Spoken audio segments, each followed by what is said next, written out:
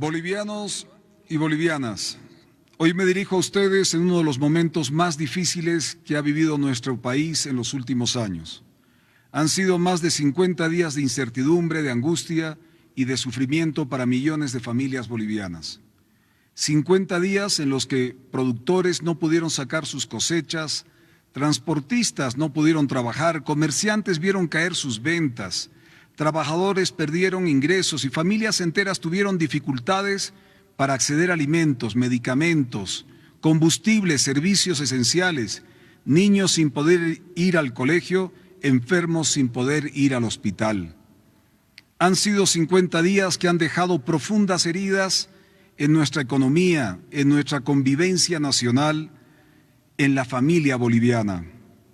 Y lo más doloroso, han sido 50 días en los que hemos perdido vidas de compatriotas. A esas familias que hoy lloran a sus seres queridos, quiero expresarles en nombre del gobierno y del pueblo boliviano nuestra solidaridad, nuestro respeto y nuestro compromiso para que ninguna diferencia política vuelva a costar una sola vida boliviana. Frente a esa situación, muchos ciudadanos se preguntan por qué el gobierno no tomó medidas extraordinarias desde el primer día de estos conflictos. Es una pregunta legítima y por eso quiero responderla con absoluta sinceridad. Desde el inicio de esta crisis, con pocos meses de gobierno, sabíamos que existía un profundo malestar en muchos sectores del país.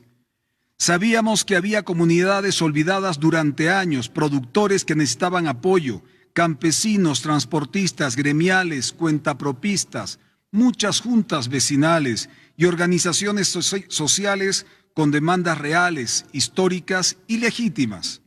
Y también sabíamos, algo más alarmante, que detrás de muchas de esas movilizaciones comenzaba a operar desde el Chapare con recursos ilícitos, una infiltración política de una organización del pasado, una infiltración de grupos y estructuras que no buscaban resolver problemas de los bolivianos, ni atender demandas sociales, sino iniciar un proceso de desestabilización contra un gobierno elegido democráticamente por el pueblo boliviano.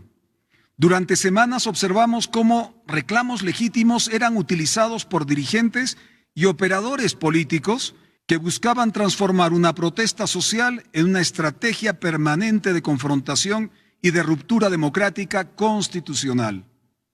Mientras miles de bolivianos reclamaban soluciones y otros intentaban utilizar ese legítimo malestar para construir las condiciones de una ruptura del orden democrático.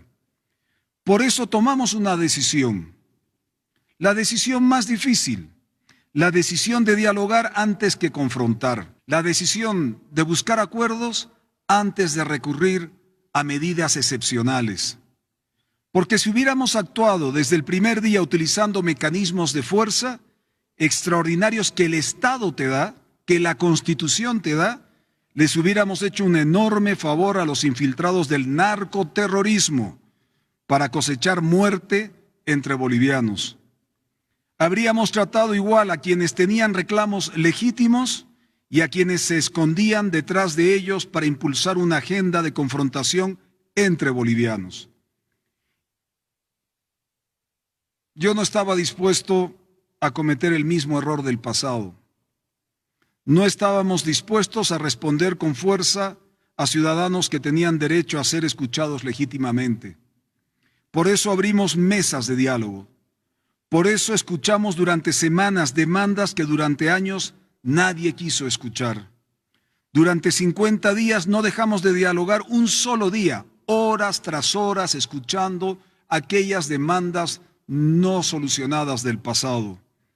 Y hoy puedo decirles que ese esfuerzo valió la pena, porque el diálogo dio resultados.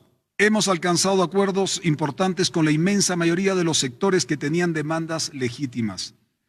Seguimos trabajando con la Central Obrera Boliviana y con múltiples organizaciones sociales en una agenda de desarrollo, empleo, producción y visión del país. Hemos construido una hoja de ruta para resolver problemas históricos que durante demasiado tiempo fueron ignorados. tenemos más de 8.900 proyectos para ser iniciados o para ser entregados, todo un récord histórico en Bolivia. Y gracias a ese trabajo ocurrió algo muy importante. Los sectores que tenían reclamos genuinos comenzaron a retirarse de los bloqueos.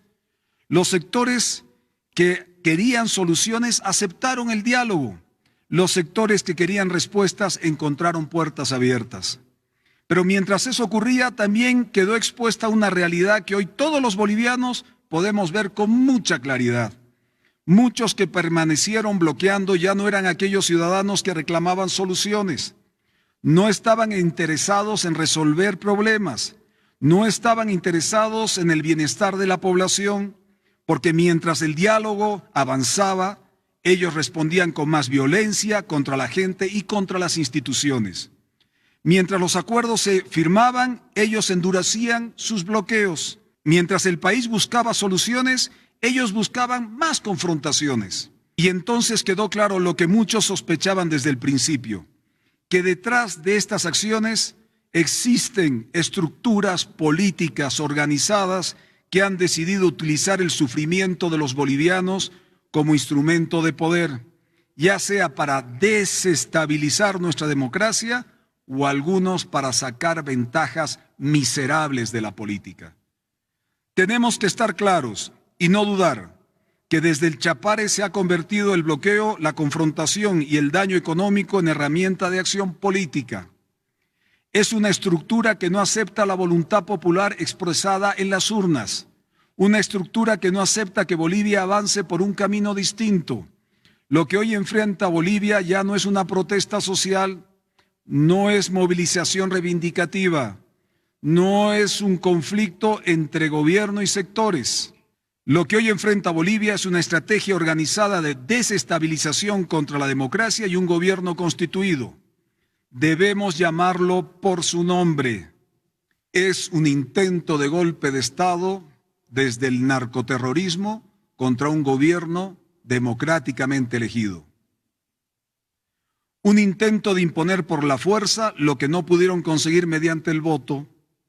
Es un intento de desestabilización causando dolor, muerte y sufrimiento. Ha paralizado actividades productivas enteras.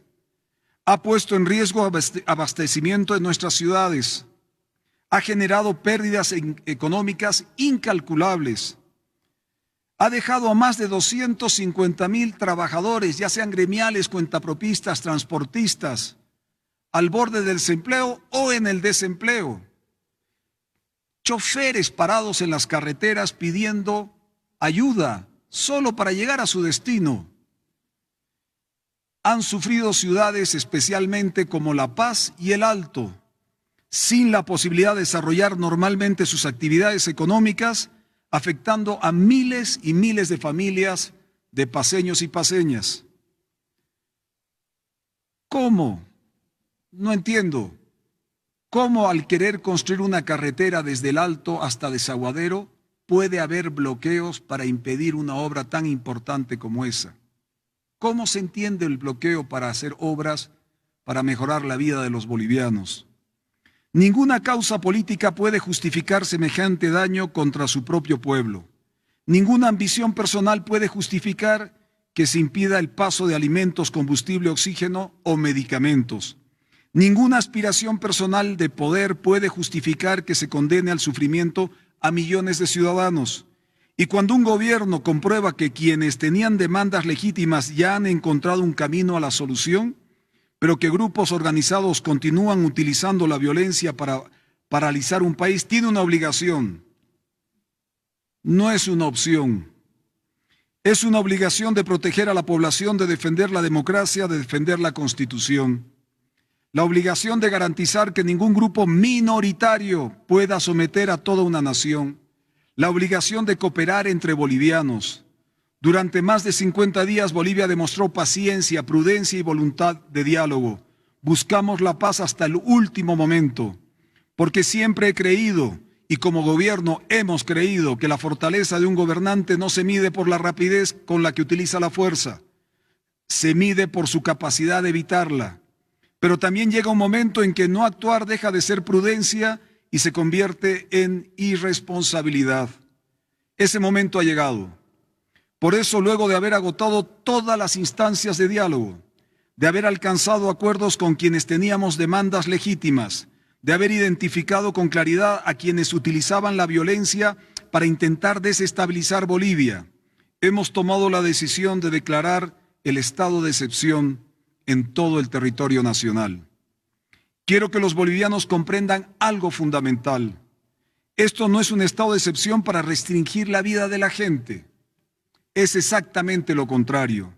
Es un estado de excepción para devolverle la libertad a la gente, para liberar a Bolivia de quienes utilizan el conflicto político para bloquear carreteras y hacerle daño a la población, para garantizar que lleguen los alimentos a las familias bolivianas, para que llegue combustible a nuestras ciudades, que llegue oxígeno a nuestros hospitales, a nuestros niños que vuelvan a clases, que nuestros trabajadores vuelvan a sus fuentes de trabajo, para garantizar que nuestros productores vuelvan a producir y sus productos lleguen a los mercados. Este estado de excepción no se decreta para proteger al presidente o a su gobierno, se decreta para proteger la democracia y la vida, se decreta para proteger Bolivia, se decreta para proteger el derecho que nos da la Constitución a cada boliviano de vivir bien. No se vive bien bloqueando. He instruido a la policía boliviana, a las Fuerzas Armadas, ejecutar las acciones necesarias para restablecer el libre tránsito, recuperar las carreteras y garantizar la seguridad de la población. A quienes todavía mantienen bloqueo les digo con claridad, aún están a tiempo de desistir voluntariamente. Si tienen demandas legítimas, las puertas del diálogo seguirán abiertas como lo estuvieron desde el primer día. Pero quienes persistan en bloquear, destruir, agredir, intimidar a otro boliviano o desafiar el orden constitucional deberán asumir las consecuencias legales de sus actos. A los violentos se les aplicará todo el rigor de la ley y toda la fuerza legítima que la Constitución y la democracia otorgan al Estado para proteger a sus ciudadanos. Y quiero pedirle al pueblo boliviano que acompañe y respalde el trabajo de nuestras Fuerzas Armadas, de nuestra policía boliviana, en la recuperación de las carreteras, en la protección de la población y en el restablecimiento de la normalidad. Lo hacemos por Bolivia, lo hacemos por todas las familias bolivianas. Pero Bolivia no puede quedarse solamente en la superación de este momento, de esta crisis. Por eso hoy anuncio dos decisiones complementarias. La primera es la creación de una comisión especial para las provincias del Departamento de La Paz, históricamente olvidadas, maltratadas, que tendrán la misión de transformar los acuerdos alcanzados en soluciones y obras concretas para nuestra gente. La puerta del diálogo sigue abierta.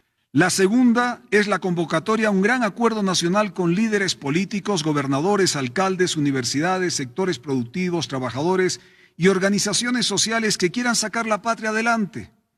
Tomaremos como base los avances logrados en el encuentro nacional en Cochabamba el 9 de mayo para construir una agenda compartida para los próximos 4 años y medio, que junto a nuestro plan de gobierno estaremos abiertos a desarrollar para todo el país. Necesitamos recuperar la confianza entre los bolivianos. Necesitamos concentrarnos en el desarrollo, el empleo, la producción, la educación, el futuro de Bolivia. Una lección importante que nos deja estos 50 días es que Bolivia debe aprender a verse a sí misma como una sola patria. Si algo tenemos que entender después de esta crisis es que debemos estar en un aprendizaje permanente de reconciliación entre bolivianos. Estos 50 días nos han hecho comprender mejor que nunca la necesidad de cada región, de cada sector, de cada boliviano. Nos han recordado algo fundamental. No hay Oriente sin Occidente. No hay Occidente sin Oriente. No existe una Bolivia que pueda desarrollarse solo mientras otra Bolivia queda atrás. No se trata de qué región es más fuerte. No se trata de quién produce más. No se trata de quién tiene más recursos o más población. La historia nos enseña que los pueblos más fuertes no son necesariamente los más grandes ni los más poderosos. Los pueblos que sobreviven y prosperan son aquellos que tienen la capacidad de adaptarse a los cambios, de aprender de sus equivocaciones y construir acuerdos para enfrentar un mejor futuro. Estamos dejando atrás un ciclo de más de 20 años de régimen y vieja política. Estamos cerrando una etapa de confrontación permanente, de divisiones artificiales, de enfrentamiento entre bolivianos. Debemos tener la madurez de adaptarnos a este nuevo tiempo, un tiempo donde el diálogo sea más fuerte que el bloqueo, la producción sea más fuerte que el conflicto, el desarrollo más importante que la pelea política, el futuro sea más importante que el pasado, porque Bolivia no puede seguir atrapada en el conflicto del pasado permanentemente. Ha llegado el momento de mirar hacia adelante, ha llegado el momento de liberar nuestras capacidades, el momento de recuperar la esperanza, el momento de construir una Bolivia unida, fuerte, democrática y próspera.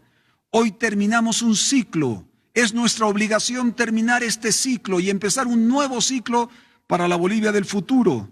Hoy comienza una nueva etapa para Bolivia, una etapa de paz, etapa de trabajo y desarrollo, una etapa de unidad de la patria, porque Bolivia merece vivir en paz, Bolivia merece vivir bien, vivir mejor. Bolivia merece crecer, Bolivia merece avanzar.